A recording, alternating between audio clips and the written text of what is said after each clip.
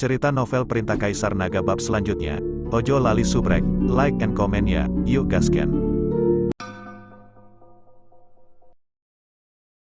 Seharusnya bukan mereka, semuanya hati-hati, Ji Lianzan sedikit mengernyit. Segera, langkah kaki yang berisik semakin dekat, disertai dengan keluhan. Tempat macam apa ini? Melihat pepohonan hijau dan keteduhan, lingkungannya sangat bagus, dan bahkan tidak ada makhluk hidup yang tidak bernyawa.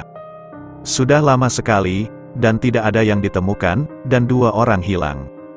Suara kutukan dan keluhan membuat Chen Ping dan Ji Yun saling melirik.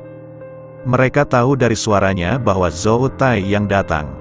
Dengan munculnya sosok Zhou Tai, lebih dari selusin orang mengikutinya. Orang-orang ini juga berkeliaran di sekitar pulau kecil dan berkumpul untuk sementara. Lagi pula, Zhou Tai kuat, dan ada banyak orang di Zhou Tai, jadi Zhou Tai adalah pusatnya. Tuan muda Zhou, lihat ke depan. Seseorang tiba-tiba berteriak. Altar? Itu altar, jika ada altar di sini, pasti ada yang bagus. Seseorang juga berteriak kegirangan, dan masih ada orang yang hendak berlari menuju altar. Tapi Zhou Tai menghentikannya, semuanya. Bahkan tidak ada satu semut pun di pulau kecil ini. Tetapi sebuah altar tiba-tiba muncul. Kita harus berpisah secara merata, jangan merusak perdamaian. Zhou Tai berkata dengan keras, saya mendengarkan Tuan Zhou. Tentu saja kita sekarang kolektif. Ketika semua orang berkumpul bersama, keharmonisan adalah hal yang paling penting. Semua orang bergabung, hanya saja tidak ada yang tahu apa yang dipikirkan semua orang di dalam hati mereka. Lagi pula, orang-orang ini berkumpul sementara dan tidak mengenal satu sama lain dengan baik. Di dunia ini di mana yang lemah memangsa yang kuat, bagaimana mungkin ada orang yang benar-benar berbagi manfaat secara setara? Jika harta itu tidak mahal, tidak apa-apa. Tetapi jika itu adalah harta yang berharga, orang-orang ini pasti akan memperjuangkannya. Siapa yang bodoh membaginya secara merata? Zhou Tai juga seperti cermin terang di hatinya. Alasan mengapa dia mengatakan ini adalah untuk menstabilkan orang-orang ini terlebih dahulu. Lagi pula, dia adalah yang paling kuat di antara kelompok orang ini. Jika benar-benar ada harta, bukan dia yang memutuskan. Zhou Tai berjalan menuju altar dengan hati-hati. Mereka sangat berhati-hati pada awalnya. Tetapi mereka melihat altar itu rusak dan kecil, dan sepertinya akan runtuh kapan saja. Penampilan yang roboh juga sangat santai. Altar ini sepertinya dibangun oleh suku tertentu. Harta apa yang bisa dimilikinya? Sepertinya sudah bertahun-tahun, dan mungkin tidak ada apa-apa. Seseorang melihat ke altar dan merasa kecewa, aku akan naik dan melihat. Pada saat ini, seorang biksu dengan bekas luka di wajah kirinya melompat ke atas altar. Sekilas dia melihat batu segel asli.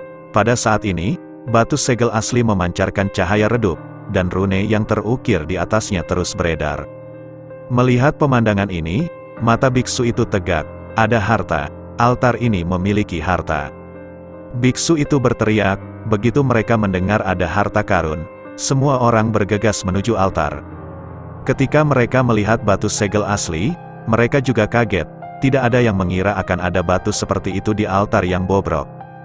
Hanya saja orang-orang ini tidak memiliki mantra formasi yang diaktifkan oleh manusia, jadi mereka tidak tahu rune apa yang diukir di batu kasar itu. Batu ini sekilas terlihat seperti harta karun. Apa yang terukir di atasnya? Seseorang sangat ingin tahu, dan mau tidak mau menjangkau dan menyentuhnya. Tetapi ketika dia menyentuh batu segel asli, kekuatan yang kuat langsung menjatuhkan biksu itu. Melihat ini, semua orang bergegas menjauh dari batu segel asli dengan ketakutan, dan melihatnya dengan heran.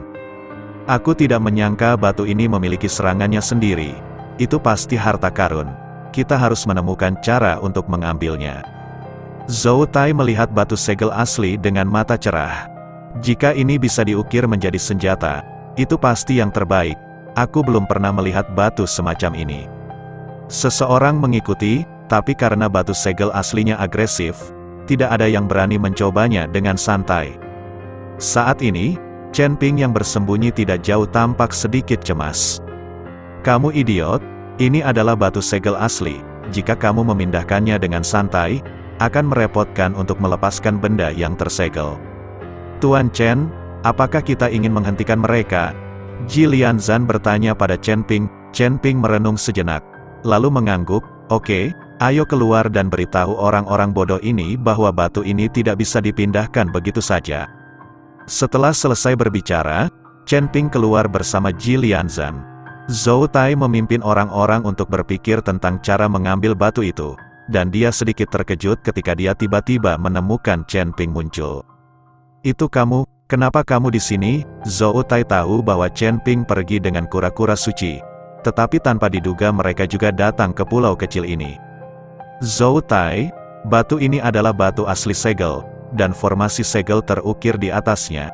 Anda tidak dapat memindahkannya dengan santai, karena Anda tidak tahu apa yang disegel di bawahnya. Jika itu monster yang menakutkan, ini orang akan mati.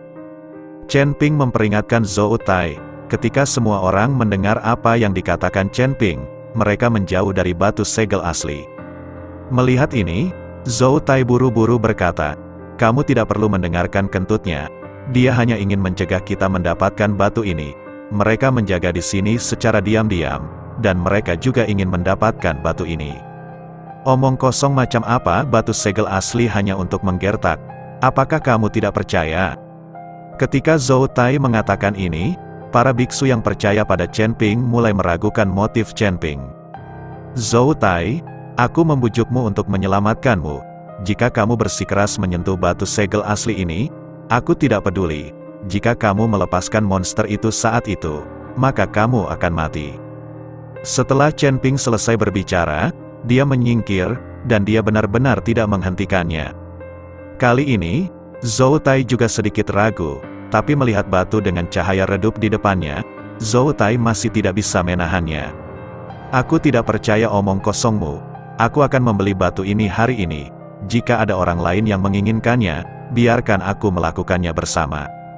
Zhou Tai melirik banyak biksu. Segera, seseorang tidak tahan godaan dan berdiri di samping Zhou Tai, berencana mengikuti Zhou Tai untuk mengambil batu itu.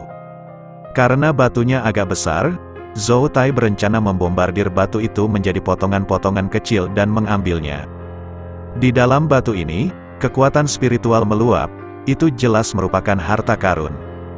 Ayo tembak bersama dan hancurkan batu ini, jadi kita bisa membaginya secara adil. Seperti orang-orang pengecut itu, jangan berpikir untuk mendapatkan sepotong. Zhou Tai berkata dengan mendengus dingin. Zhou Tai mulai mengumpulkan kekuatan, siap menyerang batu segel asli. Chen Ping memperingatkan, ayo bersembunyi dan lihat apa yang disegel di bawah batu segel asli. Chen Ping membawa Ji Lianzan untuk melarikan diri. Sebenarnya dia juga ingin tahu apa yang ada di bawah segel ini. Zhou Tai berteriak keras, dan beberapa biksu bertarung bersama. Kekuatan besar berayun keluar dari telapak tangan semua orang, langsung menuju batu segel asli. Dengan suara keras, batu segel asli dibombardir dan dihancurkan, dan batu-batu yang berserakan menutupi tanah. Hanya saja tidak ada rune yang mengalir di bebatuan yang pecah ini, dan tidak ada kekuatan spiritual yang meluap. Awalnya, ini semua mengandalkan formasi penyegelan, tetapi formasi pertama dipatahkan secara paksa, dan itu menjadi batu biasa. Zhou Tai sedikit tercengang melihat puing-puing di tanah, dan itu hanyalah batu biasa. Tiba-tiba terdengar suara keras lainnya, dan seluruh altar mulai runtuh, dan semua orang melompat dengan tergesa-gesa. Setelah altar runtuh, sebuah lubang gelap muncul, tak berdasar, dan dari lubang itu, semburan aura menakutkan terus menyebar. Pada saat ini, ekspresi semua orang menjadi tegang, dan sekarang mereka percaya bahwa batu ini memang batu penyegel yang asli, dan ada sesuatu yang disegel di bawahnya. Banyak biksu memancarkan kesadaran spiritual dan merasakannya di dalam gua. Tiba-tiba, awan kabut hitam muncul dari dalam gua, dan kemudian kabut hitam itu menyebar, dan memulai serangan membabi buta terhadap para biksu di sekitar altar. Melihat ini, Zhou Tai tidak punya pilihan selain mulai bergulat dengan kabut hitam. Apa ini? Chen Ping jauh, dan kabut hitam belum memenuhi udara. Roh jahat, ini adalah roh jahat. Ji Lianzan tiba-tiba mengerutkan kening. Roh jahat, Chen Ping terkejut. Itu benar. Ini semua adalah roh jahat. Yang disebut roh jahat diubah dari senjata dengan roh senjata di zaman kuno. Senjata ini rusak dalam pertarungan, atau pemiliknya mati dalam pertempuran, membuat roh senjata ini tinggal di sini. Korosi, lama-kelamaan roh senjata ini mulai mengubah temperamen mereka dan menjadi roh jahat. Jika kamu mendapatkan senjata roh jahat, bukan hanya itu bukan kesempatan, tetapi juga dapat dimanipulasi oleh roh jahat, dan bahkan mengancam jiwa. Ji Lianzan mengikuti Chen Ping dan menjelaskan. Begitu Chen Ping mendengarnya, dia memikirkan Zhongli, roh pedang pembunuh naga miliknya. Mungkin jika Zhongli ditinggalkan di sini selama ribuan tahun, temperamennya akan berubah drastis dan dia akan berubah menjadi roh jahat, bukan? Mengapa menurutmu roh-roh jahat ini begitu gila, seolah-olah mereka tidak sadarkan diri? Chen Ping menyaksikan Zhou Tai berkelahi dengan roh jahat, dan tidak dapat menahan diri untuk tidak mengatakannya. Itu benar, banyak dari roh jahat ini rusak dan tidak lengkap. Mereka tidak memiliki kesadaran.